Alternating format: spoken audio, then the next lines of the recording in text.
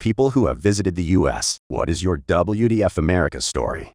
Story 1. First night in Los Angeles, watched as a stolen cop car and a million cop cars flew past me down Hollywood Boulevard at 60 miles per hour at 10 p.m. Then I turned and walked back into the Thai restaurant where I watched the fugitive get pit maneuvered and shot dead live on the news via helicopter chase cam. Dude sitting next to us was excited to tell us we had officially experienced law over-the-top car chases, action chase cam news, neon lights in Hollywood, an Asian restaurant that made me feel like I was in an art film. He was right.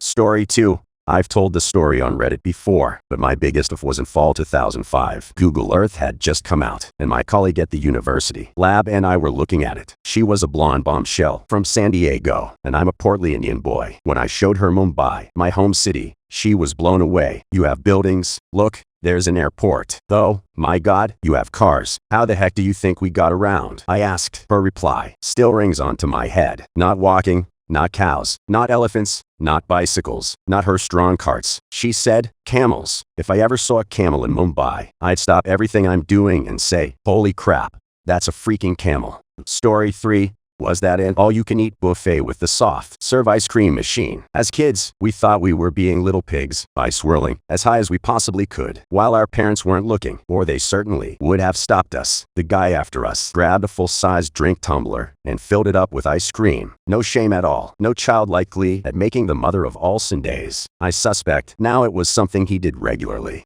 Story 4. I'm English and visited California about a decade ago. We'd been staying in a small town called Mariposa while we visited Yosemite National Park for a couple of days. My friends had continued their road trip on to Vegas, while I had to head back down to La and get the plane home. I was waiting for a bus to the station of Mariposa. It was raining, and characteristic for April, I was told a pickup truck pulls up. The first thing I see is a huge dog sitting in the passenger side. Then an old lady, I'm guessing around 60, peers over and asks me, where are you heading? I told her I was going to La, and she says me to get in and starts pushing the dog into the back, partly out of politeness, but mostly out of curiosity. I jumped in. I think it was around a 3 to 4 hour drive to La. As we set off, she starts listing all the things we have to do before we get there. Visit a friend and move a trailer. Visit another friend who has broken her ankles to feed her dogs. Visit a place where she could do her taxis. That should only take a few hours. It was going to at least double the journey time. Now, in my head, I was saying, heck no, I don't want to do any of that. But I found myself saying,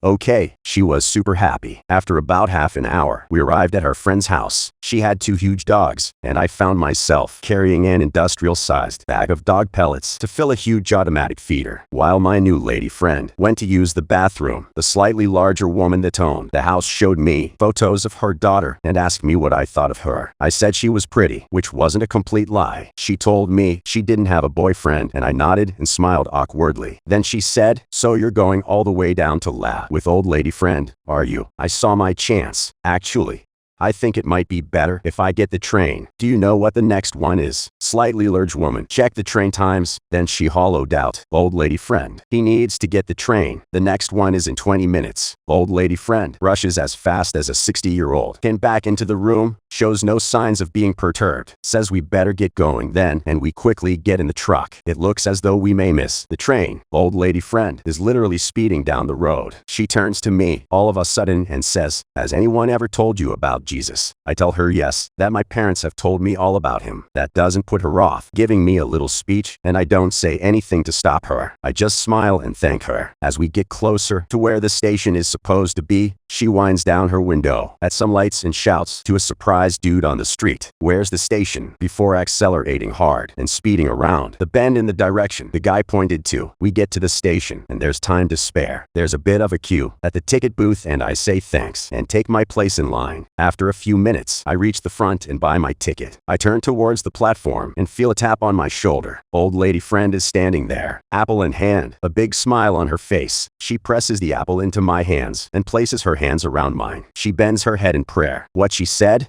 I can't remember. I was too busy looking at all the people staring at me. An old lady whose head barely reached my chest, holding my hands. Amen. Without another word, she walks away. The train arrives and I leave. I need a movie made about this now. This is such a good story. Story 5. When I went to Florida, I was stopped by the police for jaywalking. I protested that the road was clear, so therefore safe to cross. He said, "I don't know how you do it in your country, but here in the US, we take road safety seriously." Aghast, I explained I was from England and my only knowledge of jaywalking was from Lethal Weapon 3, and I believe that it was just a made-up law that they used in the movie to sass people. He chuckled and said, "That's a great movie. I prefer the first." I agreed and said it was by far the best. After a brief chat about the entire Lethal Weapon saga, he said, "In the future, make sure you use the crossings." I agreed, but asked in a pretty decent South African accent, "What if I have diplomatic immunity?" He chuckled, nodded his head and pointed to the crossing and said, "Cross there. Enjoy your vacation." And off he went. It was the highlight of my holiday. I went to Disneyland in Anaheim, and it just struck me that there were a large number of disabled people out and about enjoying the rides. I'm from India, where there is no shortage of disabled people, but it was just the sheer number of disabled people that made me extremely happy that the park was accessible to everyone. "You done good, America," I said to myself as I ate some horrible, expensive fried thing. I later realized that most of those people were not disabled, but fat people on scooters who do not feel like walking. Where do I sign up? Story 7. According to New Yorkers, my mother and I can't possibly be Portuguese. Apparently we're Russian. Duh. The other than incredibly nice and friendly. I loved it. Story 8. Korean friend who just got off the plane in Atlanta. So many big fat black women. Yes, he said it loudly and in public, but my favorite was a Japanese fellow who went to a buffet with a group of friends in Vegas. He sits down and his plate looks like a normal little meal. We all have heaps of crap all over ours, and his eyes bug out that we have so much food. I said, he's really going to freak out when he realizes this is only our first plate.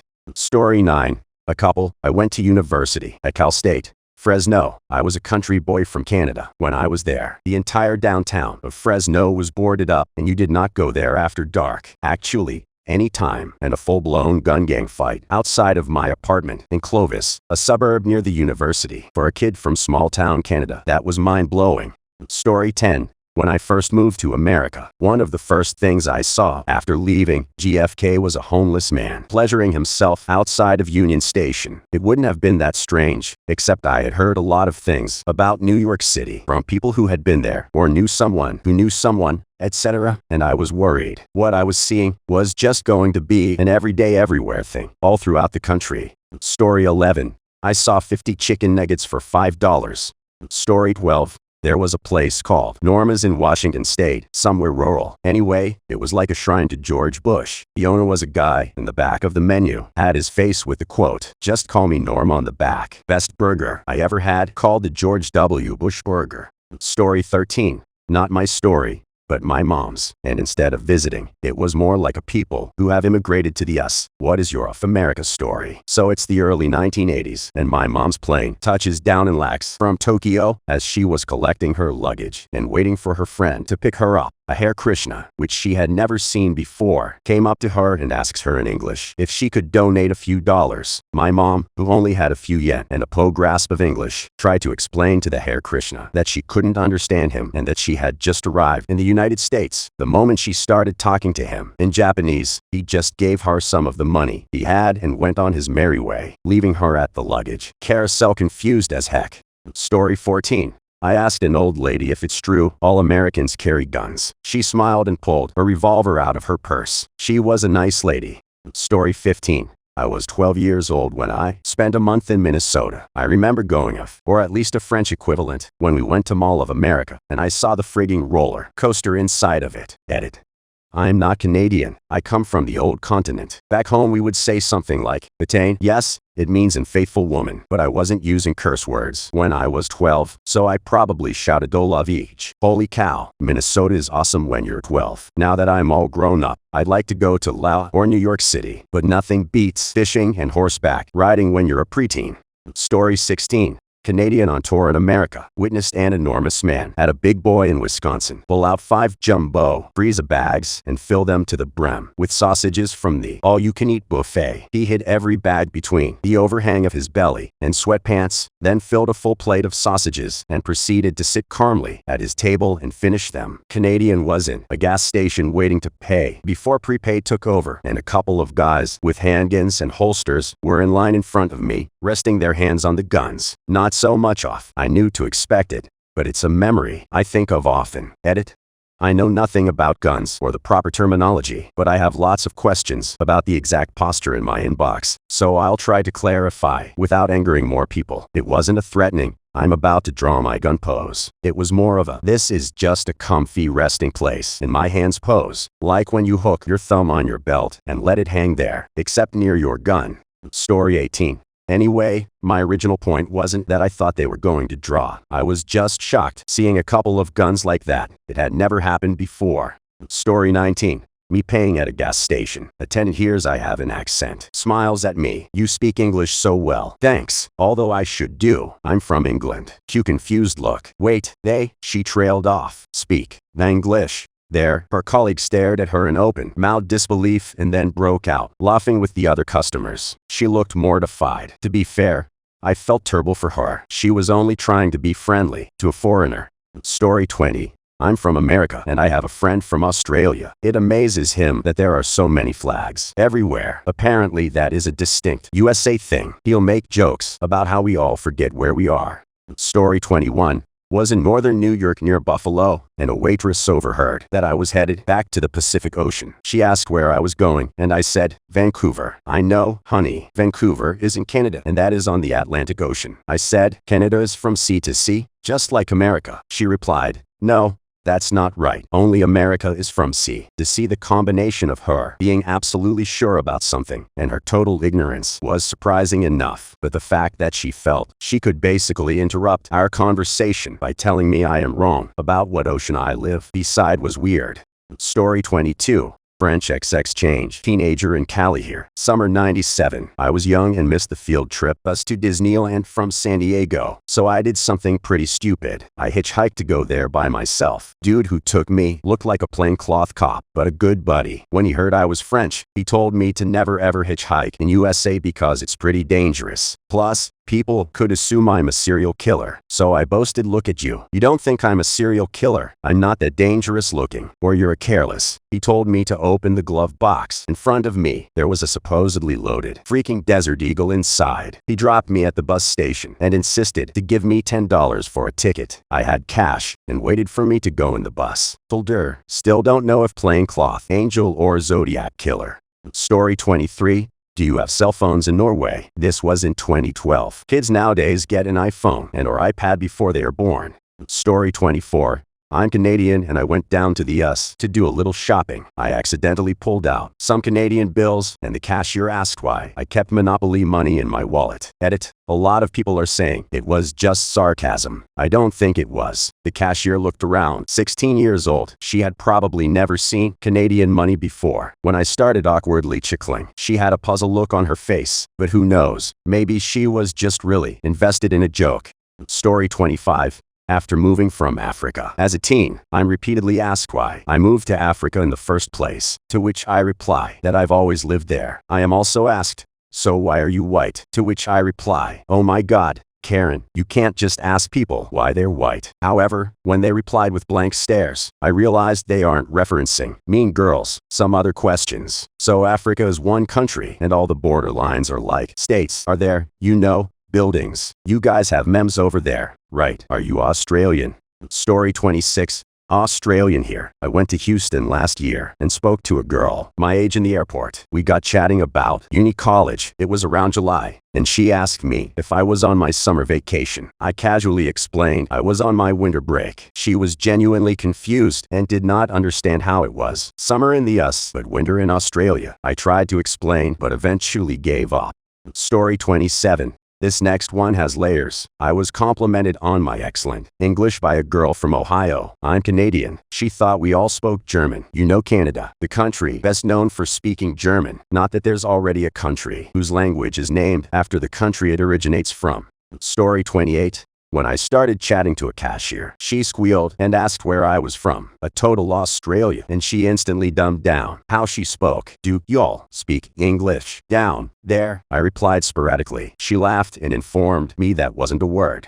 Story 29. When I went to the US the first time and ordered a meal from Burger King, ordering a large fry, Coke and a Whopper, I was blown away by the size of it all. Each item was larger than the same item back home. I was already like off, but then the cashier said I could have a second Whopper for $1. Again, I was like, what the heck? Sign me up. Another time while I was in Daytona, I went to a restaurant, and the woman kept refilling my drink again and again. Being a bit shy, I didn't tell her to stop and expected a bill with $15 for sodas, but then I found out the refills were free. What the heck? Free refills? I'd only seen that at places like Subway, but so many restaurants in the US had free refills. I love the US for restaurants and food in general. The portions are massive and very reasonably priced. Story 30. Went to Walmart. The fabled creatures there are, just as the internet portrays them as. Nonetheless still mind-blowing, with all the Australian replies. In this thread, I can only imagine someone dressed like Steve Irwin running around a Walmart, squatting down in front of the average shopper and exclaiming, "For now there's a beauty." Overweight his Americanas, known for their impulsive spending habits. These babies can grow up to 158 kilos.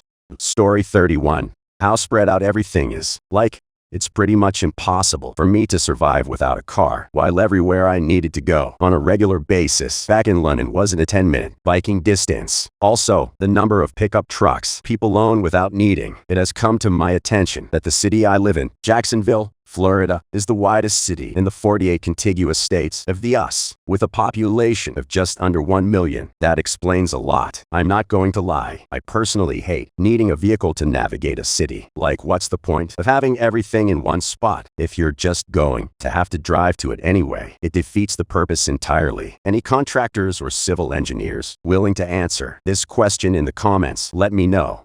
Story 32. Not mine, but someone posted a while back about his British boss getting pulled over for speeding. As is the tradition in England, he got out of the car to meet the police officer, and it went about as well as you'd expect. Story 33. Went to a club the other day and got frisked by a door guy wearing a bulletproof vest. That was interesting.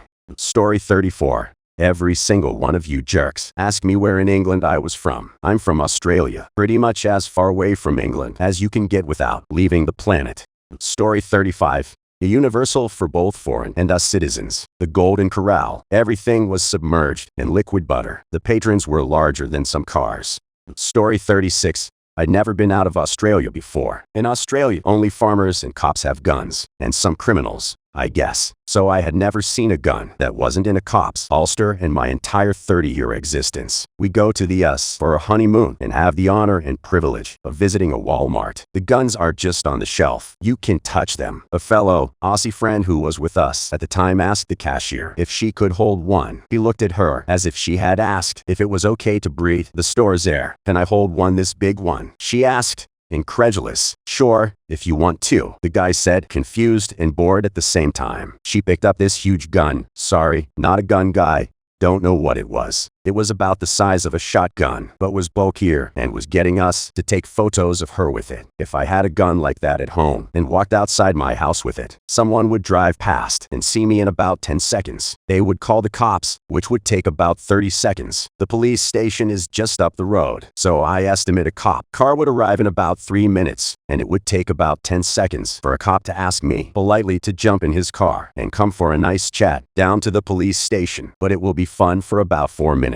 That thing is $10. That's good. I have a $10 note. I can buy that thing. Though, wait. Story 37. I went to Applebee's. Mistake number 1. I guess. I was then served by a nice young lady called Brittany, who asked me what the serious face if we have trees in Scotland.